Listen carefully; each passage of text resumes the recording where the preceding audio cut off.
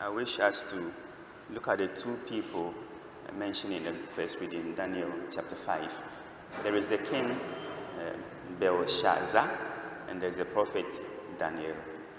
At least we know that Belshazzar was a king who reigned together with his father. So he was a co-regent, so to say, and his father was a son of Nebuchadnezzar.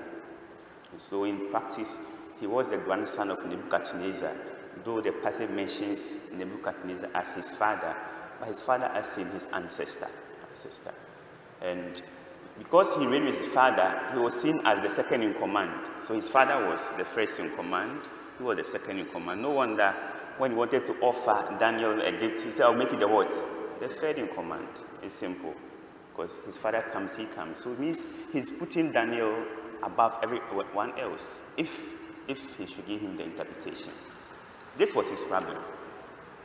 He was proud. He was too proud, if I can qualify it. Friends, pride is sickness spiritually. It is called the chief of vices, mother of vices, pride. Let's watch it. He decided to use temple items for his own personal use. Let us reflect on how we treat our Bibles. Where is your Bible? Where do you keep your Bible? Your rosaries. The things that have been blessed to be used for worship, for prayer. Where are they? How do we treat them? He misused God's gifts, God's items, and he had to pay for that. Let's be careful how we treat the things we call holy in our lives. That is his first mistake, pride, and also misusing of God's gift. The second thing he also, problem he had was, he felt that he could also influence this man, Daniel. And that makes us look at Daniel. Daniel was told that do this interpretation, I'll do so many things. Yet he says, no, I don't need them. So he makes so clear that what I'm going to say is unbiased. Some of us who are accountants, auditors, managers, how often you are going to audit an account and because of the small coins given to you, so to say, you don't give the right interpretation of the accounts. You see?